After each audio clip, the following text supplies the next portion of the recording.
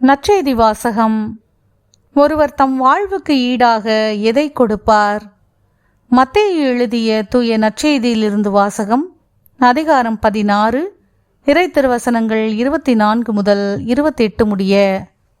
அக்காலத்தில் இயேசு தம் சீடரை பார்த்து, என்னை பின்பற்ற விரும்பும் எவரும் தன்னலம் துறந்து தம் சிலுவையை தூக்கி கொண்டு என்னை பின்பற்றட்டும். ஏனெனில் தம் உயிரை காத்துக்கொள்ள விரும்பும் எவரும் அதை இழந்து விடுவர். மாறாக என் பொருட்டு தம்மையே அழித்துக் கொள்கிற எவரும் வாழ்வடைவர். மனிதர் உலகம் முழுவதையும் ஆதாயமாக்கி கொண்டாலும் தம் வாழ்வையே இழப்பாரெனில் அவருக்கு கிடைக்கும் பயன் என்ன? அவர் தம் வாழ்வுக்கு ஈடாக எதை கொடுப்பார்?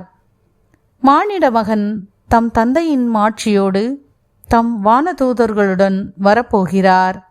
அப்பொழுது ஒவ்வொருவருக்கும் அவரவர் செயலுக்கு ஏற்ப கைமாறு அளிப்பார். நான் உறுதியாக உங்களுக்கு சொல்கிறேன், இங்கே இருப்பவருள் சிலர் மானிட மகனது ஆட்சி வருவதை காண்பதற்கு முன் சாக மாட்டார் என்றார். ஆண்டவரின் அருள்வாக்கு. கிறிஸ்துவே உமக்கு புகழ்.